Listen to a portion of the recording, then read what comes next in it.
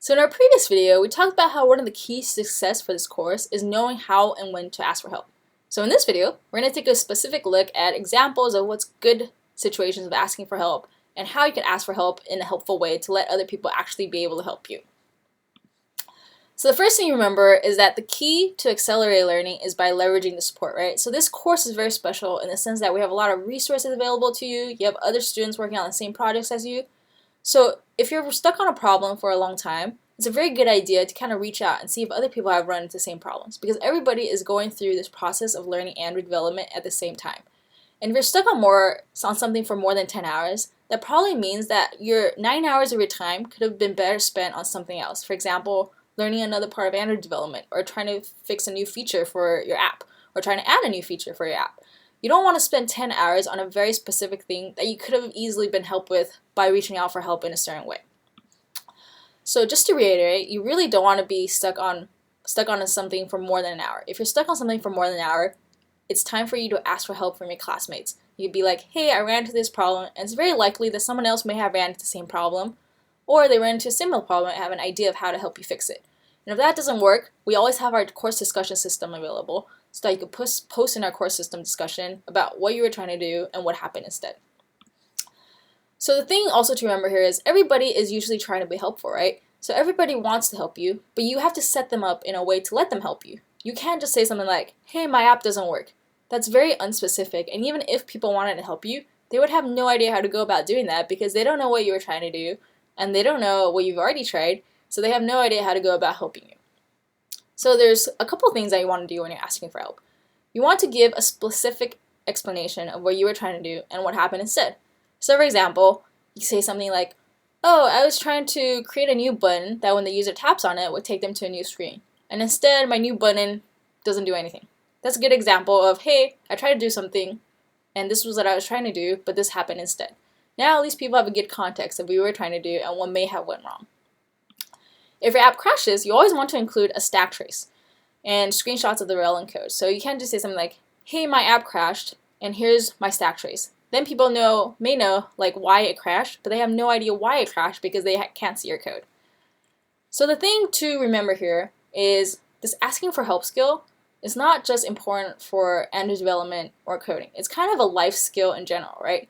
Because being able to ask for help really can help set you forward in life a lot. Being able to leverage support that's available to you is a very important skill that a lot of people don't want to take advantage of. So this is something you just want to keep practicing and getting better at. So let's take a look at some specific examples of good ways to ask for help and bad ways to ask for help.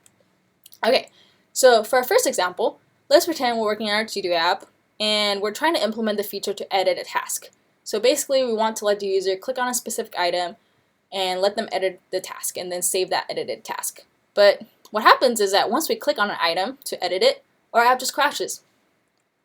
So now a bad way to ask for help in this example is you can't just say, oh, my app is crashing.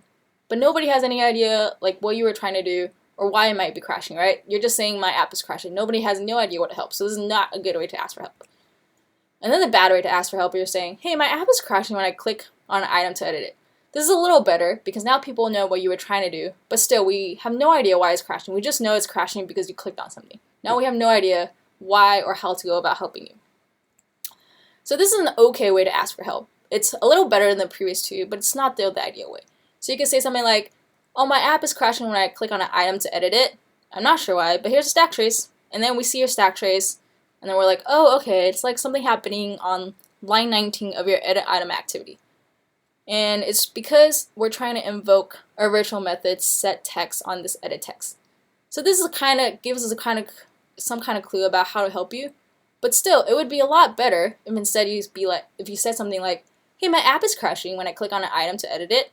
I'm not sure why, but here's a stack trace and I think the relevant code for it. So what happened here is that we gave people a stack trace of what happens for the crash, and then we also included the actual code that's relevant. So in our stack trace here, we said that line 19 was the problem here, right? So we actually posted our code and what's happening in line 19 of edit item activity.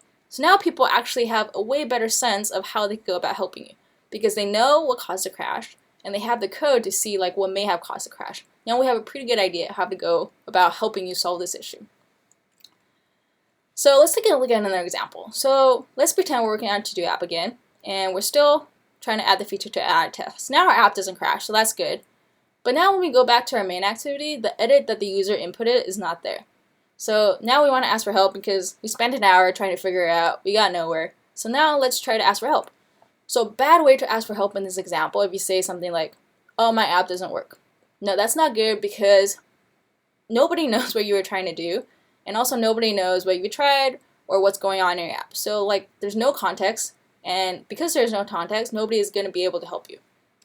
So another bad way to ask for help is saying, hey, my app doesn't edit a task correctly. This is a little better because you're giving context about what you were trying to do and what doesn't work. But also, we still cannot help you in this sense because we have no idea like what you've already tried or what you've implemented and what may have went wrong.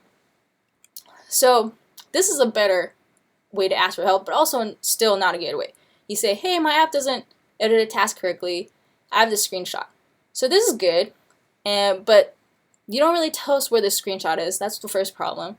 And the other problem is that it looks like even if I figure out that the screenshot you gave us is from main activity, this whole process of setting up the feature to let users edit a task requires code from both the main activity and the edit item activity, right? So we don't see what's going on in edit item activity. We still can't help you figure out what went wrong. So this is the best way to ask for help. You're like, oh man, I'm trying to implement the edit task feature. It doesn't work. Here's what I have so far. I have my code from my edit item activity and I have my code from my main activity. And these two blocks of code are what's supposed to work together. And something about this isn't working and I don't know why. So that's a great way to ask for help because now we know what you've tried and what you've implemented, and we can look at your code to help you get over your problem. Another great way to ask for help if you're like no idea what kind of relevant code snippets you can post is saying something like, hey, I'm trying to implement the feature to edit a task and I'm not sure what's going wrong because I have no idea what part of the code is the problem, but here's a link to my repo. So now at least people can go into your repo and take a look to kind of get a better sense of what's went wrong.